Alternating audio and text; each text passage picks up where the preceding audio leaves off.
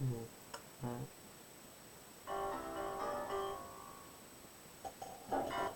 Hello? Yeah? What do you mean? What are you talking about? Saint Anger is not the worst Metallica album. Just the production that was bad, that's it, but it's still a great album. What the fuck do you mean? Listen, buddy, I'll prove you wrong, you stupid son of a little. Hey motherfuckers, welcome back to the channel. Today I'm going to be rating Metallica albums from worst to best on a tier list. Because, well, my channel just got rebranded, so why not? So, I'll see you motherfuckers in a few seconds.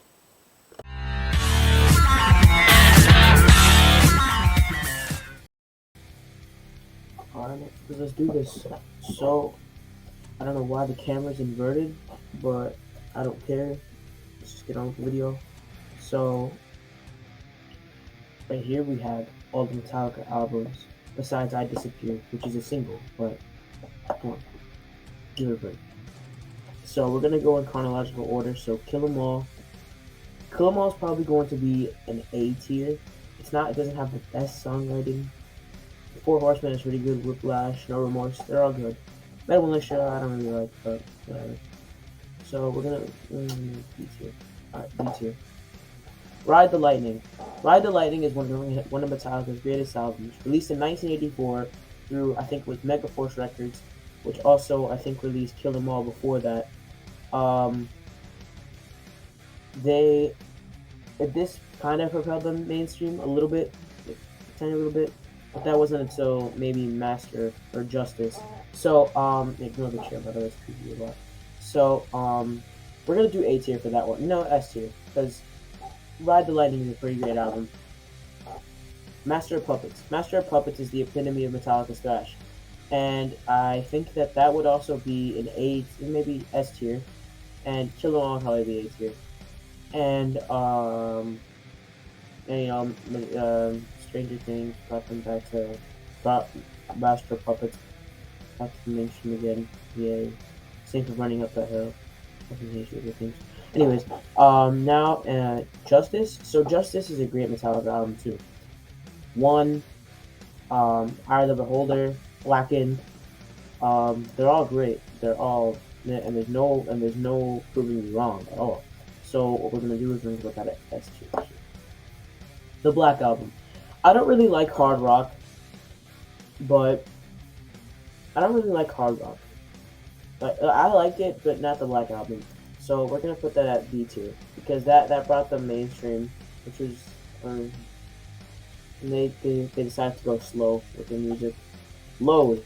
So Load was an album released by Metallica in 1996 after maybe a 5-year hiatus from recording. Load is a pretty good album. I really love Load. I was actually just listening to 2x4 before this, and I was also listening to Mama Said, because guilty pleasure, I love country, like a lot.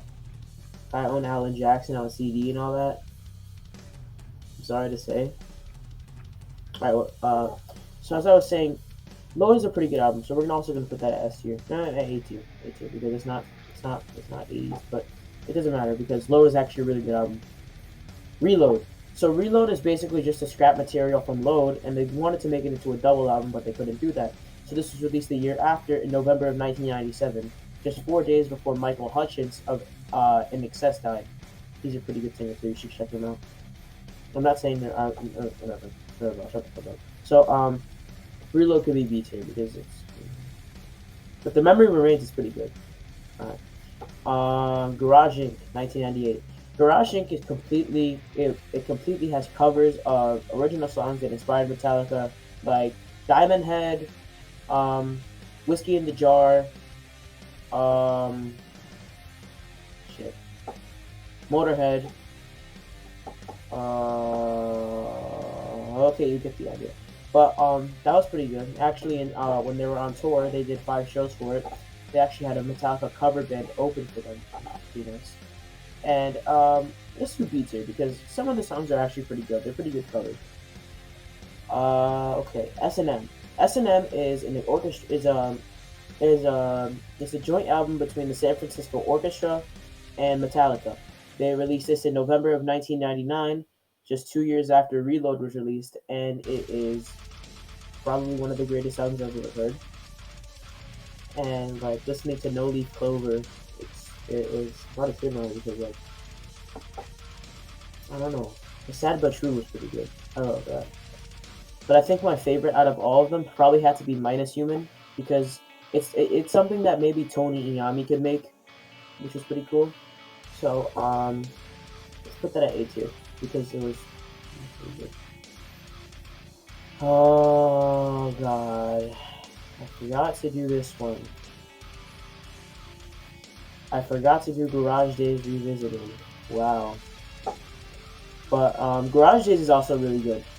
Last Caress is pretty overrated, but we're also gonna put that at A tier with S&M. Now for the one that everybody wanted to watch, that everybody wanted to wait for. Probably not everybody, but still. Saint fucking Anger. Listen, I'll say it right now. Saint Anger did not get the love it deserved. Did not get the hate it deserved. I mean, Saint Anger did not deserve all the hate that it got back in 2003. Saint Anger is the best Metallica album, and nobody can fucking prove me wrong. Okay? Every single song, except for Invisible Kid, is a great song on there. My favorite song right now on there is The Unnamed Feeling, and Shoot Me Again. But I think out of all of them, The Unnamed Feeling is better. My favorite song in general right now, every day, I listen to The Unnamed Feeling. I love that song. And, well, that's the end of my ramble. I'm sorry I put it at B tier by accident. But that goes all the way at S tier. S tier, and nobody can prove me wrong. Nobody, absolutely nobody, fight me. I dare you. Okay, so Death Magnetic. Death Magnetic is also a pretty good album. It got them back to their thrash roots after Saint Anger, and with their new and alternative metal, which I love. I love Korn. You see my spacehey, it's really just Korn theme. So, Death Magnetic is also S tier. I understand the production's pretty bad because of the loudness war that was happening back in 2008. Like with all the remasters of classic albums, it was louder than the original. So, and also, I don't know if you really can tell, but when Dave Mustaine remastered Megadeth's albums back in 2004, Killing Is My Business and Business Is Good all the way to Risk, I think. Or was it Risk? Yeah, it was Risk. I mean, Risk is a pretty good album, but nonetheless, he kind of remastered them badly because it was like really loud. But Killing Is My Business really needed a remaster. But right, so Through the Never. Through the Never is a pretty good album. It's a movie. It was really nice to watch. Same for Some Kind of Monster. I love Some Kind of Monster. You can kind of tell. Through the Never was pretty good, but I'm gonna put that at B tier. I'm sorry about that. Okay. Hardwired to Self-Destruct. Hardwired is a pretty good album. Spit Out the Bone is really good. I love Spit Out the Bone. I love that. I listen to that every day. But I'm going to put that at A tier because, well, nothing can top Saint Anger. Fuck you. And now S&M 2. S&M 2 is a pretty good album. I love S&M 2. I'm gonna put that up at A with S&M 1 because they did No Leaf Clover again, but they did not do Minus Human again, which I do not like. I would have put that at S tier, so I'm sorry. Now for the final album, 72 Seasons. 72 Seasons is also a very good album. I love the Namorado. It was, I don't know how to pronounce it, but it brought a tear to my eye after listening to that solo. I swear to God, if I had a reaction to it, you would have seen me breaking down in tears. Probably realizing that would be Metallica's last album. Hopefully not. I love Metallica, bro. I really do. Metal up your ass. Alright. So, well, that's the end of the video. See you guys in the next video. See you later, motherfuckers.